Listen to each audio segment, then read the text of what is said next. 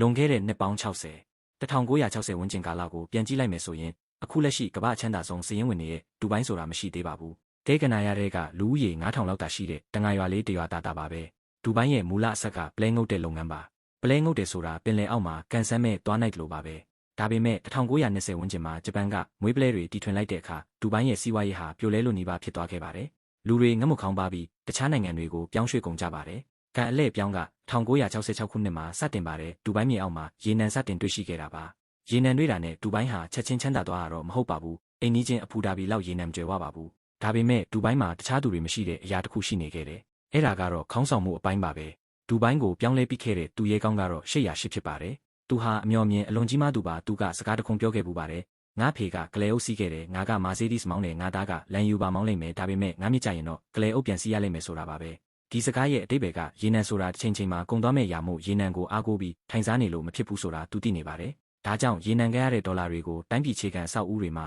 အကြီးကျယ်ရင်းနှီးမြှုပ်နှံပါတော့တယ်။တဲကနာရကိုဘသူလာလဲမှလဲလို့မေးစရာရှိပေမဲ့ဒူဘိုင်းကမဖြစ်နိုင်တာကိုဖန်တီးပြခဲ့တယ်။ပင်လယ်ထဲကိုမြေဖို့ပြီးကျွန်းတူကြီးစောက်ပါတယ်။ကမ္ဘာအမြင့်ဆုံးတိုက်ကြီးစောက်ပါတယ်။ကမ္ဘာအကြီးဆုံးဈေးဝယ်စင်တာတွေစောက်ပါတယ်။ဒီနည်းနဲ့ကမ္ဘာလက်ခီးတီတွေကိုတန်လိုက်လို့ဆွဲဆောင်လိုက်ပါတယ်။ဒီနေ့ခေတ်ဒူဘိုင်းရဲ့ဝင်ငွေ95%ဟာရေနံကမဟုတ်တော့ပါဘူး။ခီးသွားလုပ်ငန်းလေကြောင်းအင်ချမ်မြေနဲ့ဗဏ္ဍာရေးဝန်ဆောင်မှုတွေကနေရရှိနေတာဖြစ်ပါတယ်။အရှေ့လယ်ပိုင်းဒေသရဲ့စီးပွားရေးဗဟိုချက်မှဖြစ်လာသလိုကမ္ဘာပေါ်မှာအလုံးစုံဆုံးနဲ့အချမ်းသာဆုံးမြို့ပြစည်ရင်မှာထိဆုံးကပါဝင်လာပါတယ်။ဒူဘိုင်းရဲ့အောင်မြင်မှုကကံကောင်းလို့ဆိုတာထက်အမျှော်မြင်ရှိလို့ဆိုတာပုံမှန်ပါတယ်။တယံဇာတဆိုတာကုန်ခန်းသွားနိုင်ပေမဲ့ခေါင်းဆောင်ကောင်းရဲ့အမျှော်မြင်တဲ့လူသားရင်းမြစ်ဖွံ့ဖြိုးမှုကသာတိုင်းပြည်တစ်ခုကိုရေရှည်တည်တံ့စေနိုင်တယ်ဆိုတာကိုဒူဘိုင်းကသက်သေပြလိုက်တာပဲဖြစ်ပါတယ်။ဒီလိုမျိုးနေစဉ်ဗဟုသုတတွေအတွက် Daily Bite ကို follow ခဲ့ကြပါဦး။